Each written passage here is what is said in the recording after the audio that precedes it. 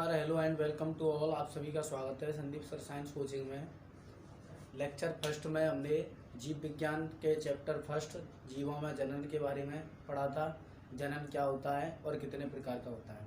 तो आज हमारे उसी लेक्चर के आगे का लेक्चर चलेगा। तो आज का हमारा टॉपिक रहेगा अलैंगिक जनन, यानी जनन के बारे में थोड़ी चर्चा कर देना हूँ दोबारा से। जनन क्या होता है? जनन सजीवों की वह क्षमता जिसके द्वारा वे अपने समान संतति को जन्म देते हैं, जनन कहलाती है। ये प्रक्रिया दो प्रकार की होती है, अलैंगिक जनन और लैंगिक जनन। तो आज का हमारा टॉपिक रहेगा अलैंगिक जनन। अलैंगिक जनन क्या होता है? अलैंगिक जनन जनन की वह प्रक्रिया होती है, जनन की वह प्रक्रिया होती है जिसमें केवल एक जनक भाग लेता है, जिसमें केवल एक जनक भाग लेता है तथा इसमें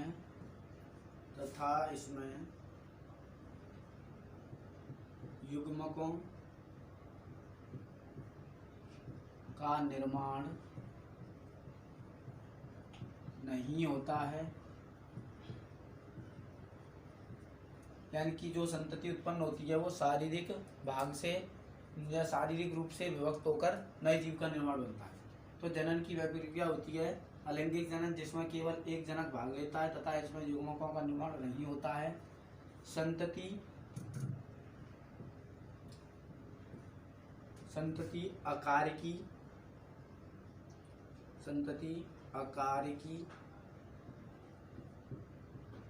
तथा आनुवंशिकी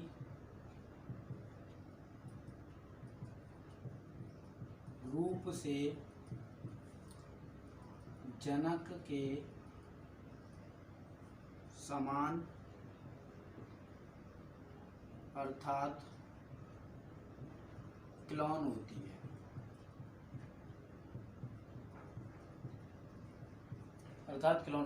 यानी संतति अकारिकी तथा आनुवंशिक रूप से जनक के समान होती है। उस वर्ड को ही हम क्या कहते हैं? क्लोन कहा जाता है। तो अलैंगिक जनन क्या है? जनन की वह प्रक्रिया होती है जिसमें केवल एक जनक भाग लेता है तथा इसमें युग्मकों का निर्माण नहीं होता है। संतति अकारिकी तथा आनुवंशिकी रूप से जनक के पूर्ण रूप समान होती है। अब अलैंगिक जनन के प्रकार के बारे में चर्चा करेंगे हम। अलैंगिक जनन के प्रकार। अलैंगिक जनन के प्रकार। अलैंगिक जनन कई प्रकार से होता है। फर्स्ट नंबर विखंडन,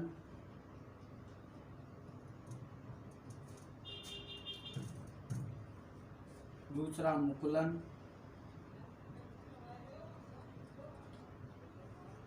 तीसरा है खंडन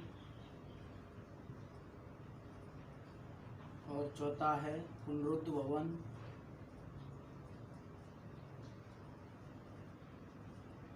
और पांचवा है बीजाणु जनन। तो 5 प्रकार का अलैंगिक जनन होता है: विखंडन, मुकुलन, खंडन, पुनरुद्भवन और बीजाणु जनन। और भी कई प्रकार होते हैं, कायिक प्रवर्धन या कायिक जनन, उसके बारे में हम अलग से चर्चा करेंगे। कायिक प्रवर्धन क्या होता है उसके बारे में अलग से चर्चा करेंगे हम। तो अब हमारा चर्चा करते हैं विखंडन। विखंडन जो प्रक्रिया है वो 2 प्रकार से होती है, द्वय विखंडन और बहुविखंडन। इसमें मात्र शरीर द्वय विखंडन में 2 भागों में टूटता है और बहुविखंडन में 2 या 2 से अधिक भागों में टूटता है। तो विखंडन के बारे में चर्चा करते हैं हम।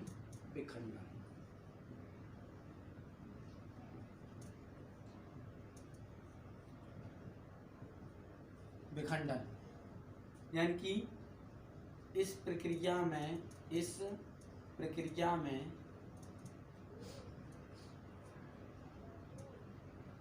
जनक शरीर 2 या 2 से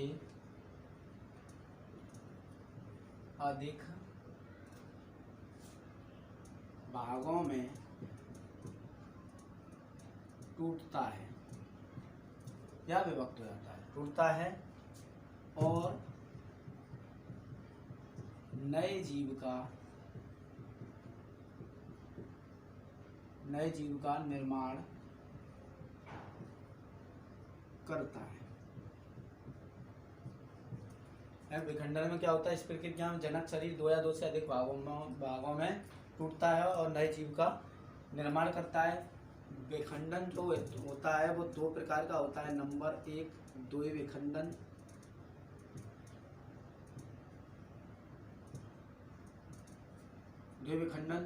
और नंबर दूसरा होता है आपका बहुविखंडन।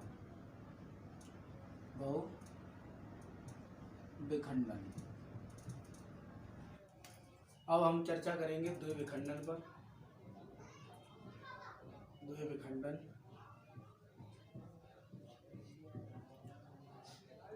द्विविखंडन इसमें जनक शरीर दो भागों में विभक्त होकर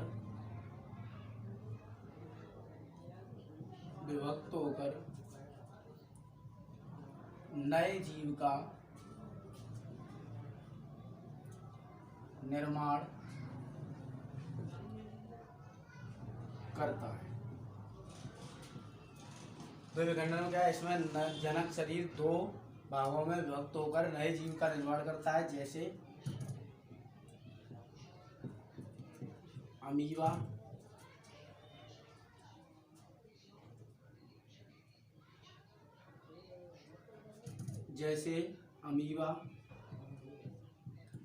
पैरामीशियम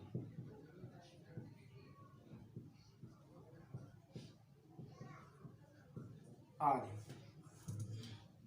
अमीबा में किस प्रकार दो विखंडन होता है, जरा स्ट्रक्चर से हम समझते हैं, चित्र की सहायता से समझते हैं अमीबा में किस प्रकार का विखंडन होता है। ये अमीबा की एक सेल है, एक कोश की जीव होता है।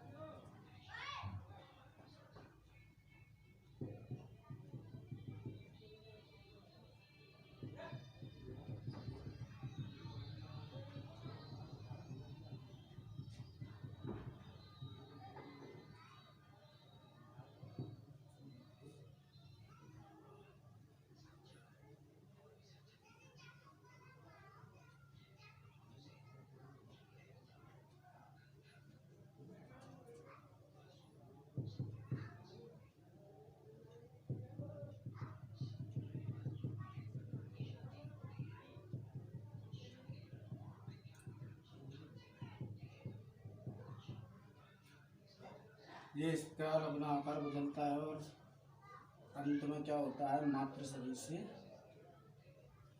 अलग हो जाता है।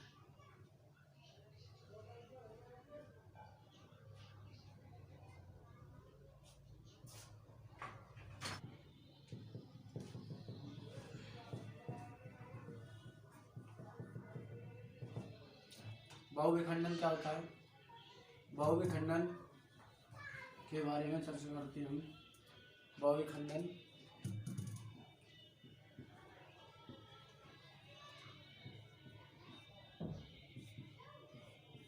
बहुविखंडन में जनक शरीर दो से अधिक भागों में विभक्त होकर नए जीव का निर्माण करता है, जैसे मलेरिया, परजीवी, प्लाज्मोडियम। अब अलैंगिक जनन की अगली विधि मुकुलन के बारे में हम चर्चा करेंगे।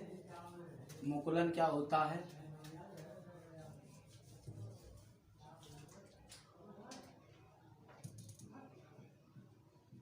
मुकुलन,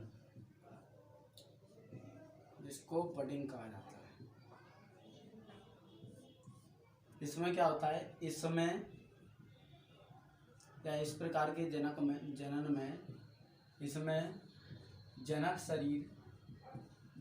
शरीर के ऊपर एक उभार आता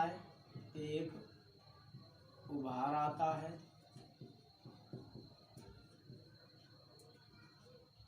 उसे मुकुल कहते हैं।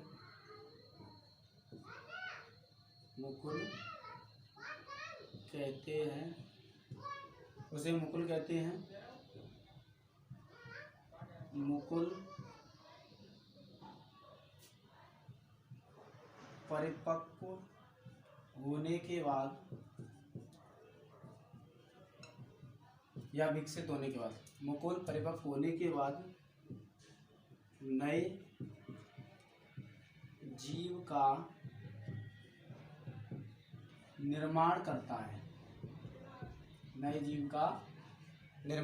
है। यह प्रक्रिया मुकुलन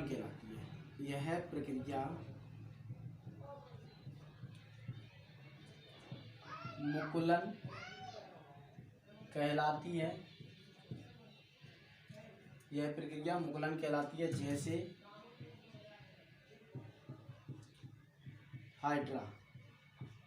हाइड्रा में मुकुलन प्रक्रिया द्वारा जनन होता है। और चित्र के माध्यम से हम समझते हैं। ये हाइड्रा का स्ट्रक्चर है।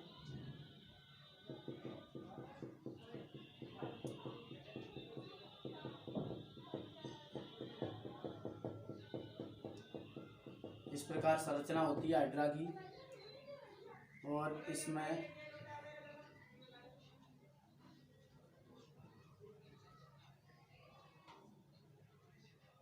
वैसे थोड़ा सा उभार आता है।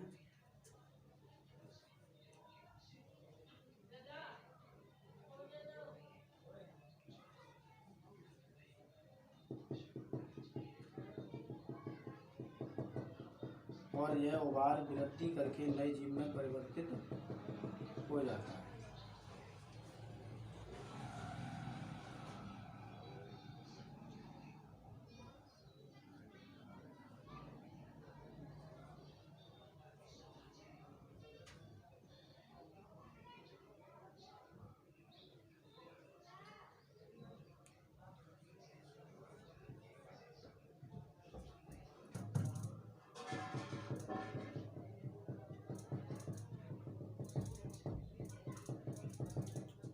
और ये विकसित होने के बाद मात्र शरीर से या मात्र कोशिका से अलग हो जाता है।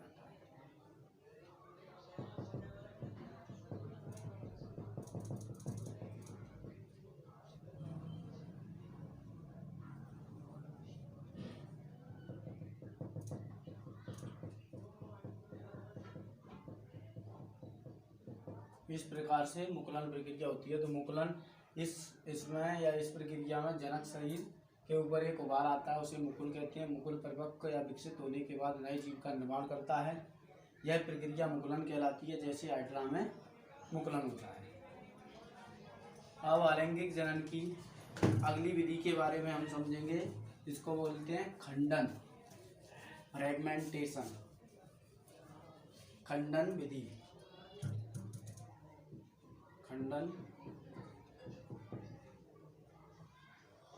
फ्रेगमेंटेशन। इसमें क्या होता है? जनक शरीर को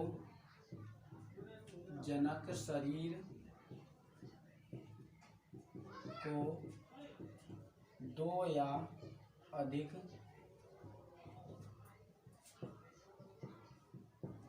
भागों में विभक्त कर दिया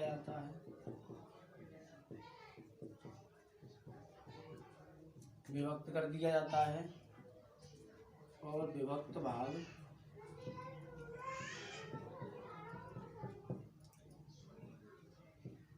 अलग अलग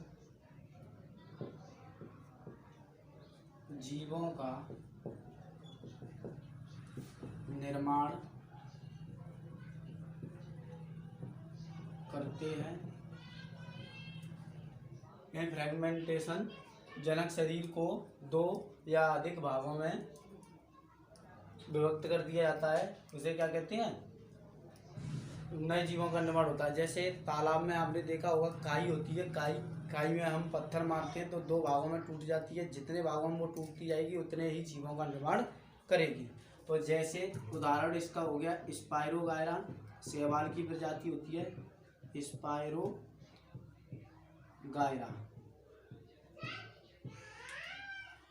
संसार की जो प्रकाश संश्लेषण की क्रिया होती है सबसे ज़्यादा इनमें होती है, 90% वो होती है प्रकाश संश्लेषण की क्रिया स्पायरोगायरा।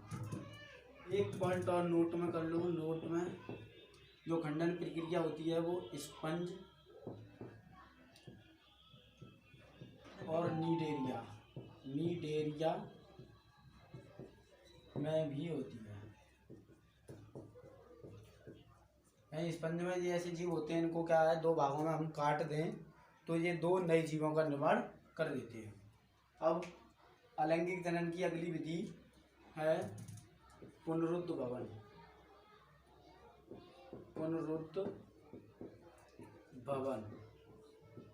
इसको बोलते हैं रीजेनरेशन।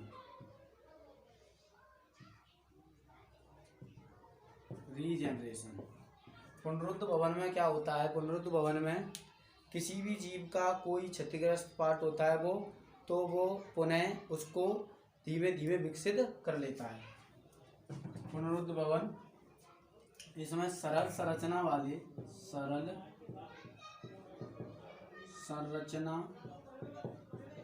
वाले प्राणियों में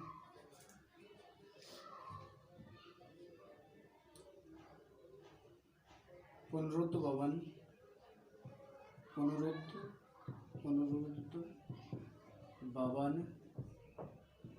की प्रक्रिया पुनरुद्भवन की सामान्य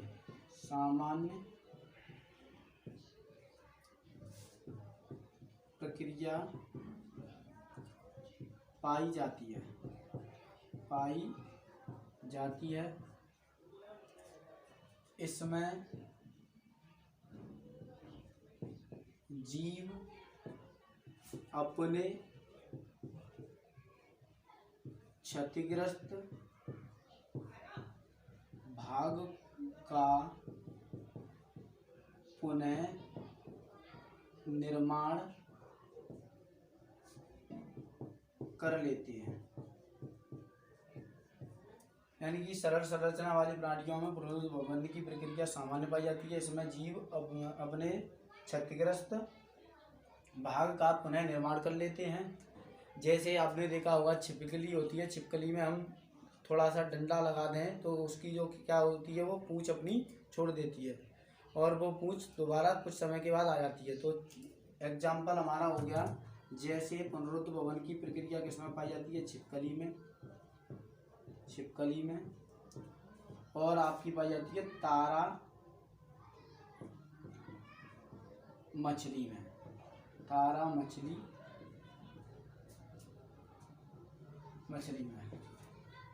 मछली में पाई जाती है। तो अलैंगिक जनन की 4 विधियां हो गई। अब अगली विधि का नाम है बीजाणु जनन। बीजाणु जनन के बारे में हम समझते हैं।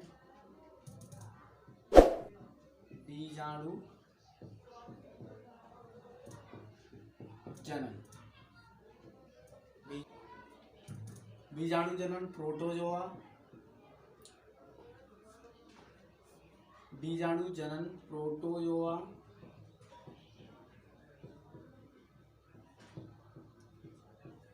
टेरिडोफाइटा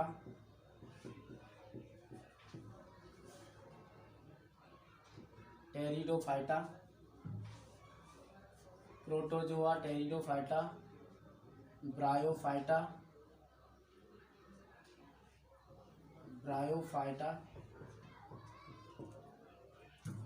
प्रोटोजोआ, टेरिडोफाइटा, ब्रायोफाइटा, शैवाल तथा कवकों में होता है। शैवाल तथा कवकों में होता है। कवकों में होता है बीजाणु,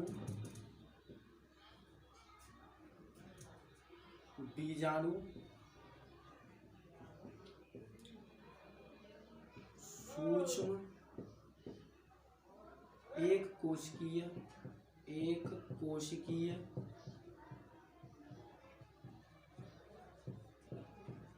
संरचनाएं होती हैं। इनका निर्माण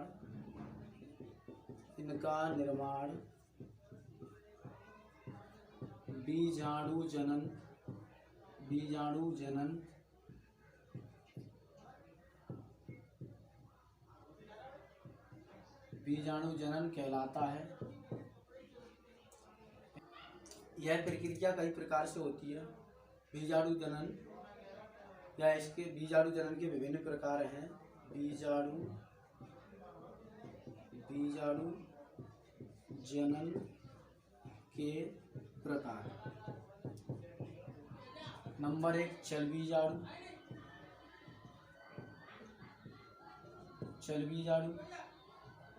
नंबर दूसरा होता है अचल बीजाणु।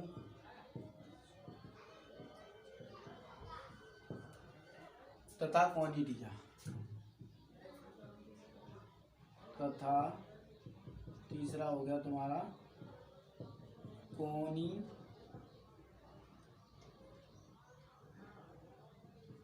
कॉनिडिया।